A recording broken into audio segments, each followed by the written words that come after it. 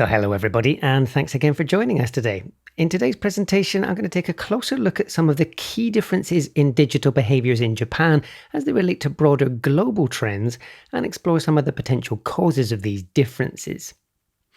Just a little bit of context before we get into the content though. As you've already heard, I'm Simon Kemp, great to meet you. And if you'd like to connect with me on social media, I use this profile picture on most platforms, and you can also find me relatively easily as Eskimon. I run an executive intelligence and advisory service called Kepios, which helps people everywhere to make sense of what people are really doing online. And a big part of that work focuses on production of the Global Digital Report series, which is currently sponsored by We Are Social and Hootsuite. These reports offer detailed insights into the evolution of digital behaviours in every country in the world over the past 10 years. And best of all, we make all of these reports available completely for free over on datareportal.com. And we also offer private briefings like this one to help businesses make better sense of all those numbers that we've published in our reports. And you can learn more about those briefings over on kepios.com. But the good news is that I'm not here to give you a sales pitch today. Here's what I will cover over the next 30 minutes or so. We'll start off with a brief look at the latest global trends for context, and then we'll dig deeper into the state of digital in Japan. We'll then go on to look at some of the most interesting digital differences in Japan, including the reasons why Japanese people go online, why Japan's online habits and preferences have been so enduring, the importance of anonymity for Japan's internet users, Japan's unique social media landscape, and then we'll finish up with a look at the peculiarities of Japan's online shopping behaviours. As you can see though, I will be covering quite a lot of content, and I will go through it at a relatively quick pace as well, so do make a note of anything that you'd like to pick up in more detail during the Q&A. And rest assured that I will make my slides available to you after today's session as well. Please also note that most of my analysis will come from the perspective of what we see in the data, and I'll deliberately try to avoid making any subjective judgments on the trends. However, that may mean that I do miss out some of the more cultural nuances and insights within those trends. But with all those caveats aside, let's get stuck into the data. And seeing as we're looking at how Japan's digital behaviours compare and contrast to broader global trends, let's start with a look at the latest global state of digital. And the big headline in our April 2022 report is that the world has now passed the 5 billion internet user mark. Now, this is a pretty momentous milestone on our journey towards universal digital accessibility, and means that 63% of the world's total population is now online. Global adoption of the internet really started to gain traction in the early 90s with the advent of the World Wide Web. However, as you can see on the chart here, global growth really accelerated in the second half of the last decade, with 1.5 billion people coming online between 2015 and 2020. Now, the latest data show that the global internet user base is still growing, with almost 200 million people coming online for the first time over the past 12 months. However, growth is beginning to slow compared with the rates that we saw just a few years ago, partly because more than 60% of the world's population is already online. And for perspective, our analysis suggests that 2 in 3 people on Earth will be using the internet by the middle of next year. And with twice as many people using the internet as not, we should expect to see overall growth rates decline steadily over the coming years, especially as it becomes increasingly difficult to connect those people who remain offline. And that's especially pertinent in Japan, where digital adoption is already very high and has been for some time now. But let me quantify that assertion with some data. Our latest research reveals that roughly 94% of Japan's population is now online, with the number of users increasing by less than 1% over the past year. The fact that Japan's digital population continues to grow is still noteworthy though, especially in light of the fact that the country's overall population is declining. It's also interesting to note that there are now more than 100 million social media users in Japan, which equates to more than 81% of the country's total population. And to put all of those figures in context, Japan actually sits quite high in the global rankings for digital adoption, even when compared with other developed economies. For example, the data do suggest that Japan enjoys a higher level of internet adoption than the United States does. And while Japan does rank a little lower when it comes to social media use, the country still sits well above the global average and again outranks America. However, despite these relatively high levels of digital adoption, the data also reveal that Japan's use of digital tech tends to fall well below global averages. For example, Japan comes dead last in GWI's ranking of how much time people spend using the internet each day. Japanese people say that they spend just over 4 hours per day using the internet, which compares with a global average of just under 7 hours. And these figures show that Japanese people spend 40% less time online than the typical global internet user does. And that difference is even more stark when we look at the time that people spend using social media. GWI's latest survey reveals that Japanese people spend just 50 minutes per day using social channels, compared with a global average of almost 2.5 hours. Now, these figures indicate that Japanese people spend 3 times less time using social media than their global peers do. However, it is worth highlighting that these differences aren't limited to connected media. And in fact, GWI's data reveals that Japanese people under-index for time spent with all media, with the exception of broadcast TV. However, once we include time spent watching streaming video content into overall TV time, Japan once again falls below those global averages. Meanwhile, research also reveals that Japanese people tend to take longer to adopt digital innovations. For example, Japan seems to sit almost in a class of its own when it comes to the time spent watching TV streaming platforms like Netflix and Disney+. And similarly, Japan only ranks above countries in Africa when it comes to the adoption of smart home devices, and it also appears near the bottom of the global rankings for ownership of cryptocurrencies. Similar trends are evident in attitudinal studies as well. And once again, Japanese people seem to be in a league of their own when it comes to following the latest technology trends and news. And they're also significantly less likely than people in any other country to say that they're confident using new technology. So as you can see, Japan's digital behaviours are markedly different to those that we see in practically every other country in the world. But why is Japan so digitally different? Well, for context, there are various factors that may shape a country's digital landscape and its online behaviours.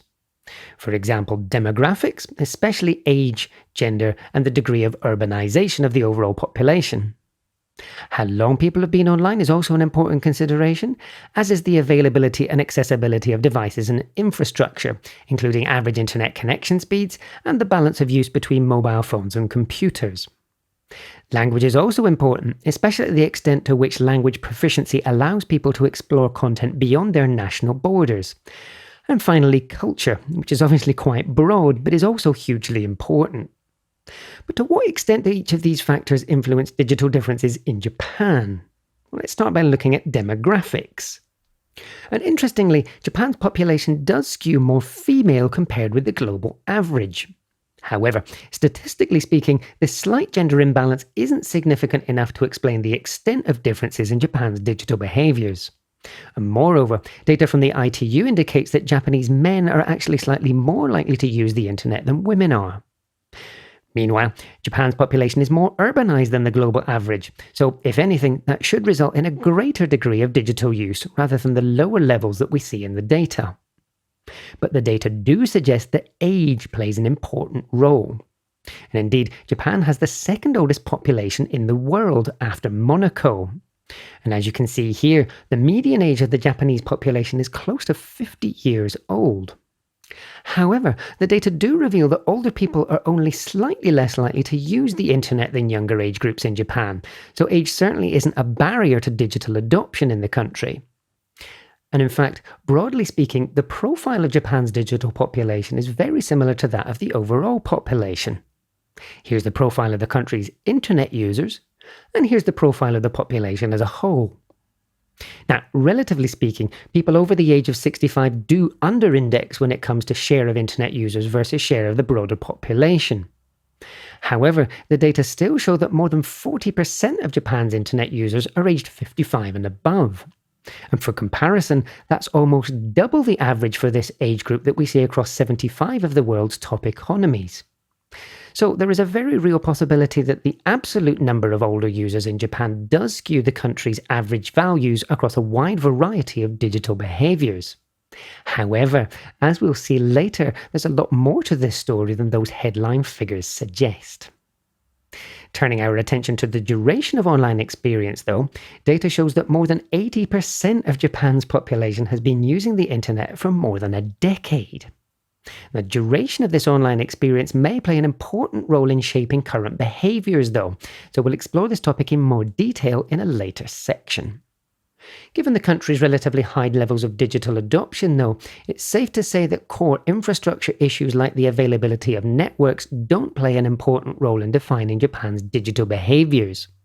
And similarly, the country enjoys above average speeds for mobile internet connections and for fixed internet connections, so we can likely rule these out as potential primary determinants of Japan's digital differences too.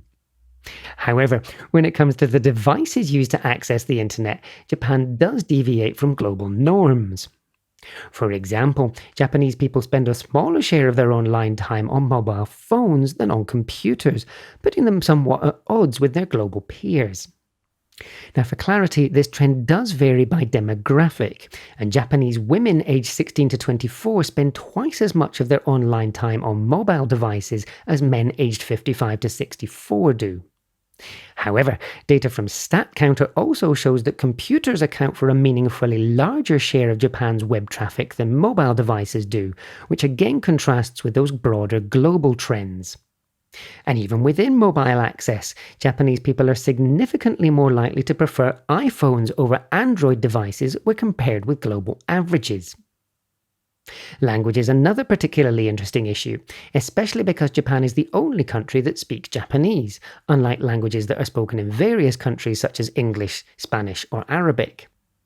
Having said that, though, Japanese does rank in the top 10 languages worldwide for content on the web, and in fact the Japanese language significantly over-indexes in terms of its share of web content versus speakers as a share of the world's population.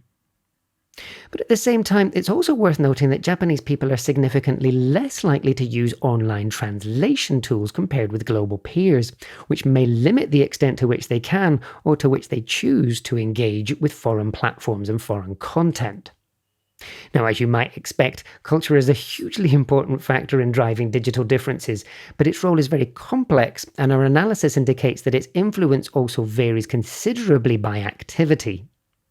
As a result, I'll refrain from offering any glib generalizations here. But that overall analysis already provides us with plenty of valuable insight and context. So let's move on to take a closer look at some of the most interesting differences in Japan's online behaviours and explore what might be causing them. Let's start at a relatively high level and examine the reasons why people in Japan go online in the first place.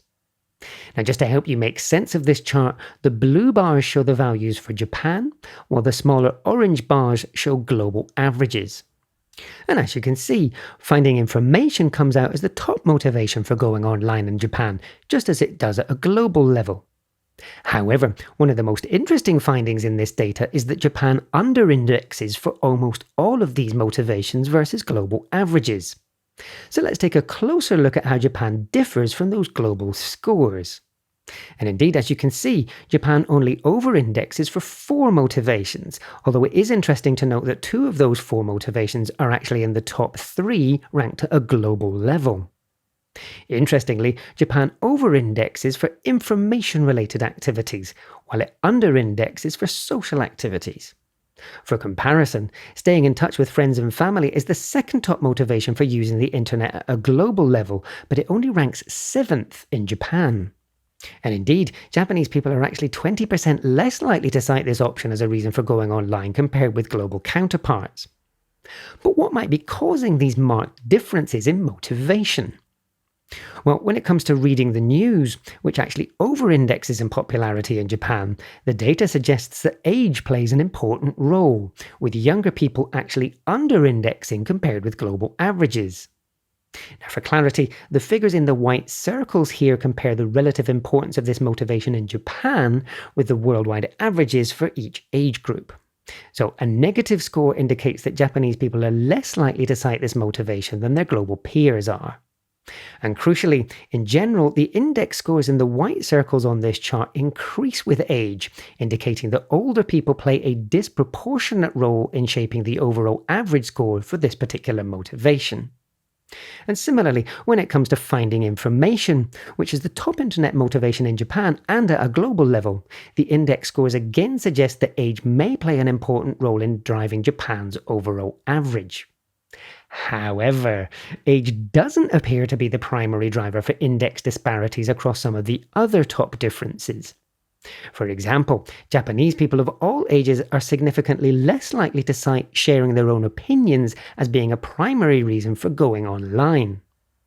Now, as you can see from the values in the white circles here, age does amplify this difference, but the fact that there are such big gaps across all age groups suggests that something other than age is likely the dominant driver here. And the same is true when it comes to online business networking, which shows the biggest difference in scores between Japanese audiences and global averages. But perhaps most tellingly, when it comes to the index disparity for filling up spare time and general browsing, where Japan shows the highest levels of over-indexing, Japan's overall score is actually driven by younger age groups. So, while age clearly plays an important role in shaping the country's average scores across some of these motivations, it's by no means the only driver of Japan's digital differences. And this is a particularly important finding because age is frequently cited as the primary reason why digital behaviours in Japan are so different to those that we see elsewhere. So if age isn't the dominant factor, what else might be driving these digital differences? Well, our analysis indicates that a different kind of age, how long somebody's been online, may play an outsized role. Now, for context, data from the ITU suggests that almost half of Japan's population has been online for 20 years or more. And crucially, this means that at the time that many of these users came online, their initial habits and preferences were influenced by a digital landscape that was very different to the one that was available in other countries at that time. For example, Japan was a very early adopter of mobile internet services, and the number of subscribers to services like iMode was equal to half of the country's total population as early as 2004. However, the Keitai handsets and adapted 3G infrastructure that powered this mobile internet revolution were largely confined to Japan, and the service's text-centric content was almost entirely in Japanese, which further restricted its accessibility beyond the country's borders. And as a result, Japan's digital ecosystem grew in relative isolation through much of the 2000s.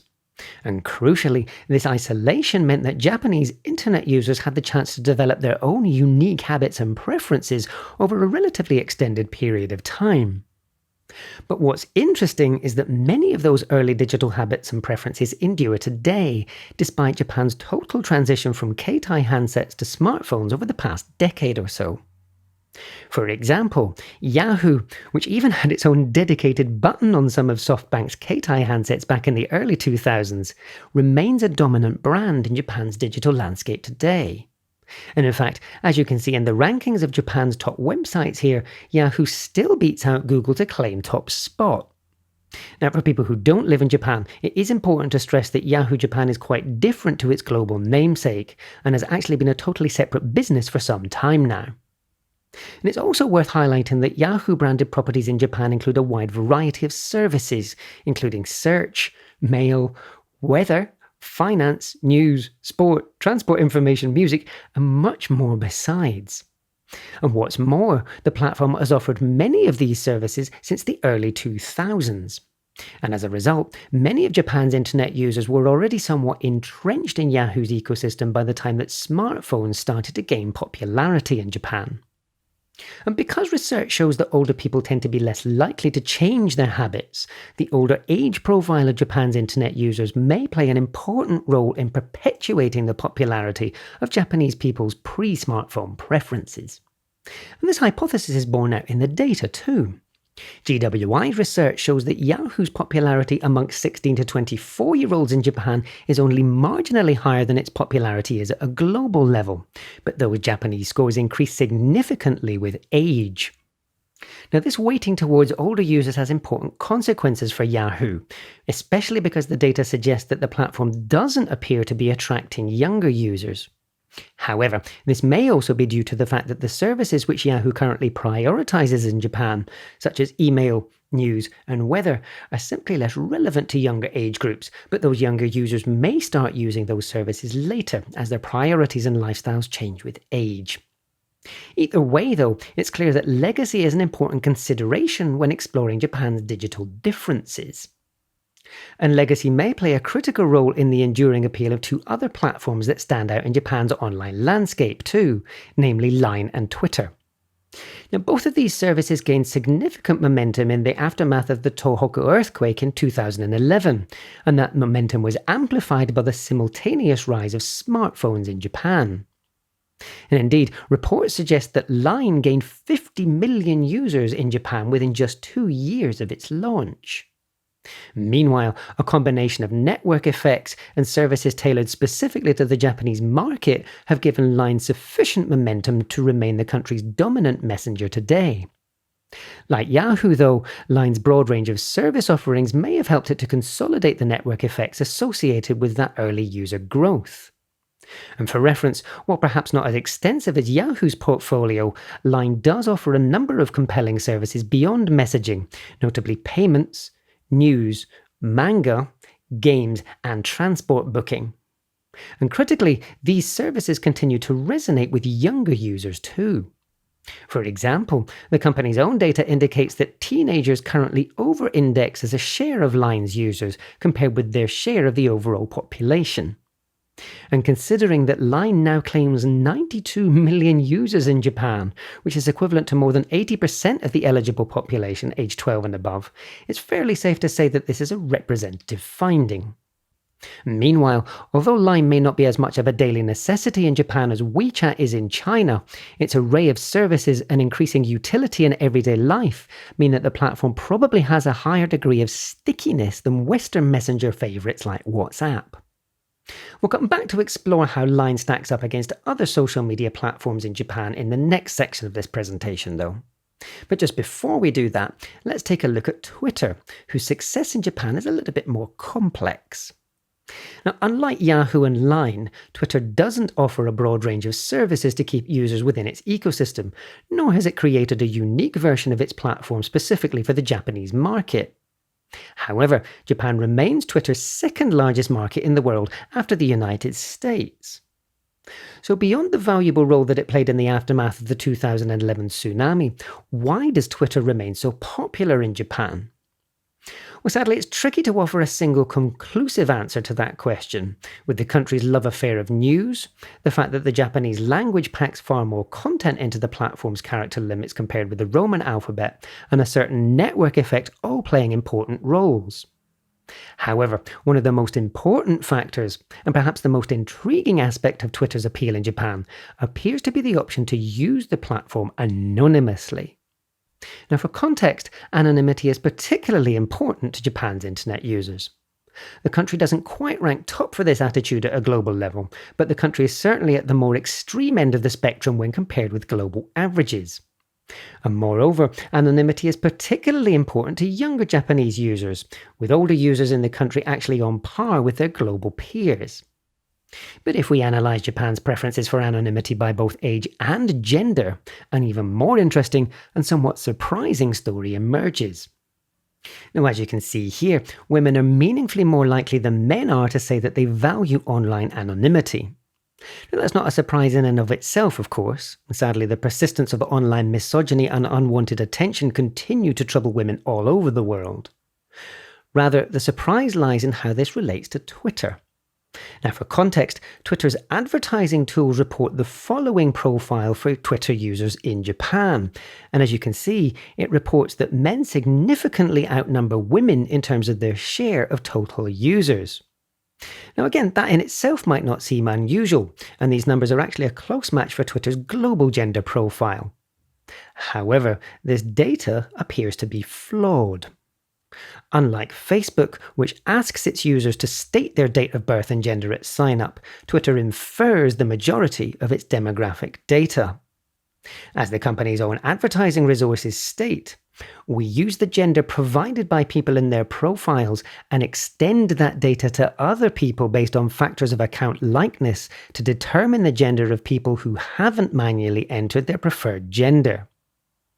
Unfortunately, however, other data sources suggest that these inferences may not be very accurate. For example, GWI's latest survey of Japanese internet users, which polled 11,000 internet users between the ages of 16 and 64, paints a very different picture of Twitter's Japanese user base. And as you can see here, the profile we get from GWI's data is very different to the one that we see in Twitter's inferred ad audience demographics. Now, just for clarity, these figures reflect self-declared active use of Twitter within the past month. And this data clearly shows that younger women are particularly big users of Twitter in Japan. And interestingly, this profile offers some parallels with the data that we just saw for the importance of anonymity in Japan. Now, anonymity isn't the only driver of Twitter's popularity in Japan, of course, but this data does suggest that it's well worth exploring anonymity when building Twitter marketing plans. But beyond the initial surprise at Twitter's actual audience profile, there are a few more important takeaways from this data. In particular, the audience demographics that Twitter currently offers its advertisers may not be helping brands to make the best decisions. And my concern here is that many Japanese brands may be overlooking Twitter's appeal amongst female audiences, simply because the company's own data suggests that women only make up a small fraction of the platform's user base. But while we're on the subject of social platforms, let's take a step back and look at Japan's broader social media landscape. Potential audience reach data published by the companies themselves indicates that YouTube is the largest social media platform in Japan, followed by Line, then Twitter, Instagram, and then Facebook. Now, YouTube consistently offers some of the highest advertising reach of any platform in most countries around the world, partly because of its willingness to allow third-party websites and apps to embed YouTube content. But what's notable about YouTube's success in Japan, however, is its reach amongst older users. And as you can see here, the profile of YouTube's advertising audience in Japan bears a remarkable similarity to the country's overall digital population, largely because the platform now reaches more than 85% of Japan's internet users. Older age groups do under-index slightly when we compare their share of YouTube's audience to their share of the total population. But with YouTube now reaching more than 100 million users in Japan, the platform is clearly a highly compelling opportunity for brands in all categories across the country. Now, we've already taken a closer look at Line and Twitter, so let's move on to take a look at Instagram and Facebook. And for those of you who are less familiar with Japan's digital landscape and behaviours, it may come as a surprise to learn that Instagram has many more users than Facebook does. But the good news is that various data sources corroborate this finding. Meta's own advertising reach data indicates that advertisers can now reach 47.3 million Instagram users in Japan, which is 3 times more than the 15.5 million users that they can reach on Facebook. And for context, these figures also suggest that 40% of internet users in Japan currently use Instagram, compared with just 13% using Facebook. But a similar pattern emerges in research conducted by GWI. Now, it is important to state that GWI's survey panel only includes internet users between the ages of 16 and 64, so it does miss out a big chunk of those older users. Moreover, GWI treats YouTube as a video platform rather than as a social media platform, so YouTube doesn't appear in the relevant survey question that informed this chart. However, GWI's data still shows that Instagram is significantly more popular than Facebook in Japan. And this may in part relate to the desire for anonymity that we saw in the previous section. Now, for context, as we saw earlier in today's presentation, Japanese internet users significantly under-index when it comes to using the internet to stay in touch with friends and family. And even when it comes to the specific reasons why Japanese people use social media, keeping in touch with friends and family only ranks second behind filling up spare time. And this has a particular impact on Facebook, because at a global level, communicating with friends and family is the platform's primary use case. But Instagram's lead over Facebook in Japan is also evident in research conducted by Data.ai, which shows that Japan's mobile users are considerably more likely to use the Instagram app than they are to use the Facebook app. But there's another interesting anomaly in this mobile ranking data, in that it suggests that Instagram's app has a greater number of active users in Japan than Twitter's mobile app does. And our analysis of this anomaly offers a particularly valuable takeaway. Now, for context, Data.ai's rankings are informed by active use of a mobile app and not by the use of specific user accounts. And critically, both the Instagram and the Twitter app allow users to access multiple accounts from within the same mobile app. From Data.ai's perspective, though, users of these apps are only counted once, regardless of how many platform accounts those users access from within the same app. And we can therefore deduce that Japanese Twitter users are much more likely than Japanese Instagram users to be accessing multiple accounts from within the same app. Now, it is worth acknowledging that device preferences might have skewed the rankings for mobile app use, especially because Japan has such a high degree of internet use on computers. However, Twitter's own data suggests that just 12% of its Japanese users access via a laptop or desktop computer, so I think it's unlikely that computer use would skew these figures to a significant extent. So what can we take away from this juicy little insight? Well, the fact that Japanese Twitter users are particularly likely to manage multiple accounts may spook both advertisers and investors. But actually, this finding may not represent bad news. For starters, because of the way that Data.ai gathers its research, these insights are based on real human activity, and that means that they shouldn't be influenced by bots. And that means that while one individual may manage multiple accounts, each of those accounts likely represents a relatively important aspect of that person's life. Now, they may split their account activity for practical reasons, such as managing one account for their business activities and another for their personal activities. However, anecdotal evidence also suggests that many Twitter users in Japan create different accounts for different interests. For example, they might have one account for anime and another one for their love of music. And this behavior may actually make each one of these accounts even more valuable from an advertising perspective because they're more directly relevant to a particular interest or activity. Either way, though, the essential takeaway from marketers here is that brands in Japan should always target Twitter ads based on users' interests and the topics that they talk about, and not by demographics like age and gender. Now, that might seem like a fairly mundane takeaway, but considering how many advertisers are still beholden to demographic targeting, this simple learning could make a significant difference to the effectiveness of a brand's Twitter advertising in Japan. Now, just before we move on to the last section of today's presentation, there are a couple of other interesting findings in Japan's social media data that I'd like to share with you. For example, Japan comes dead last in the global rankings by the number of social media platforms that people use each month. And indeed, on average, Japanese people only use half as many social media platforms as their global counterparts do. However, despite the relatively low number of platforms used, data still show that there are huge overlaps between the audiences of different social media platforms in Japan. Now, it's important to stress that this GWI data again only represents audiences between the ages of 16 and 64, and the data for YouTube that I'm showing here is also based on a slightly different part of GWI's survey, so it may not be directly comparable with the other data points. Caveats aside though, just 1 in 8 Line users in Japan is unique to the platform, while less than 1% of the users of Instagram, Facebook, TikTok and Twitter say that they don't use any other platforms. Now, it is worth acknowledging that these unique audiences are larger than what we typically see in other countries, and in fact, at a global level, barely 1% of the audiences of any social media platform can be considered unique to that platform. However, these Japan-specific findings should still be reassuring for marketers. In particular, these overlaps reveal that Japanese brands can reach the same people across multiple different social platforms.